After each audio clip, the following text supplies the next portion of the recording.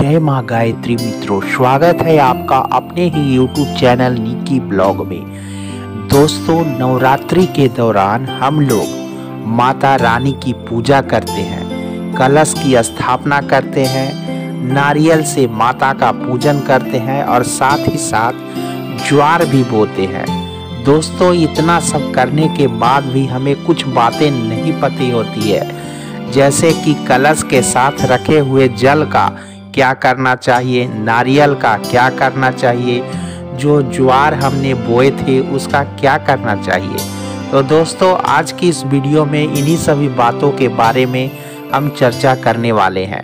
नवरात्रि के बाद दोस्तों, या तो कलश को उठाकर उसके पानी को किसी पेड़ में डाल दें और उसी तरह हम ज्वार में 2-3 पत्ते तोड़कर किसी पीपल के पेड़ के नीचे रख देते हैं अथवा किसी बहते हुए पानी में विसर्जित कर देते हैं। लेकिन आजकल कुछ लोग अन्य कारणों से इन्हें बहते हुए पानी में भी विसर्जित नहीं कर पाते हैं, क्योंकि दोस्तों आजकल नदियों में इस प्रकार की वस्तुओं को डालने पर सरकार की तरफ से रोक लगा दी गई है और इसी कारण हम लोग कई बार असमंजस में पड़ जाते हैं कि इन ज्वारों का आखिर हम करें तो क्या करें और इस कलश के पानी का क्या करें।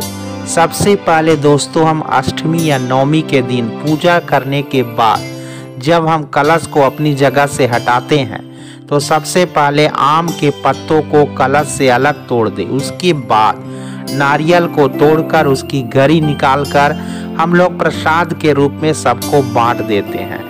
जिन कन्याओं को हम लोग भोजन कराते हैं उनके भोजन के साथ भी हम प्रसाद के रूप में परोस देते हैं तथा इस कलश के जल को आम के पत्तों की मदद से दोस्तों आपने देखा ही होगा अपने घरों में छिड़क देते हैं, जिससे हमारे घर की नेगेटिविटी दूर होती है और अच्छी एनर्जी हमारे घर में आने लगती है। कलश में अगर कुछ जल बच जाए तो उसे अपने घर में लगे हुए तुलसी के पौधे में डाल दे। यदि किसी कारणवश तुलसी का पौधा आपके घर पे न हो तो किसी पवित्र पेड़ में वह जल डाल सकते हैं दोस्तों। इसके बाद कलश स्थापना के दौरान हम लोग कलश में जो सिक्का डालते हैं उसे निकाल कर एक तिजोरी अथवा धन रखने की जगह पर किसी लाल कपड़े में बांध कर रख लीजिए दोस्तों। यह सिक्का समृद्धि और सुख सौभाग्य का प्रतीक माना जाता है। आप जहां भी यह सिक्का को रखेंगे वहां पर धन की वृद्धि अवश्य होगी। ज्वार का भी बहुत ही बड़ा महत्व होता है दोस्तों, क्योंकि ज्वार तो सभी लोग बोते हैं, लेकिन सभी लोगों के द्वारा बोए गए ज्वारे एक जैसे नहीं होते हैं। सभी लोगों के ज्वारों की ग्रोथ भी अलग अलग होती है। किसी के अच्छे होते हैं तो किसी के ज्वार छोटे होते हैं। ज्वारों के इस तरह से होना अपने आप में शुभ और अशुभ दोनों का परिचायक माना जाता है मित्रों। यदि आपके ज्वार ऊपर से हरे हैं और नीचे से सफेद है तो यह शुभ संकेत होता है। हमारा आने वाला समय बहुत ही अच्छा होगा, यह इसका प्रतीक बताता है। छोटे और अच्छी दशा में ज्वारे नहीं होने के संकेत माना जाता है कि जीवन में आने वाली परिस्थितियां थोड़ी कठिनाई लेकर आएंगी दोस्तों। नवरात्रि के बाद ज्वारों में से कुछ पत्तियों को खींचकर बाहर निकाल देते हैं और उन पत्तियों को घर में बने मंदिर में रख दे।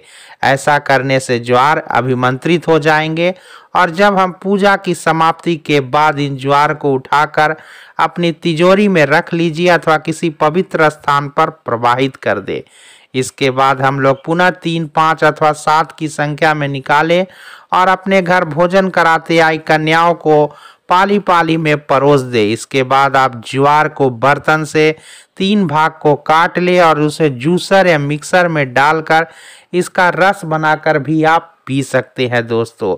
और ज्वारे के इस रस को प्रसाद के रूप में अपने घर के परिवार में थोड़ी थोड़ी मात्रा में वितरित कर दे दोस्तों।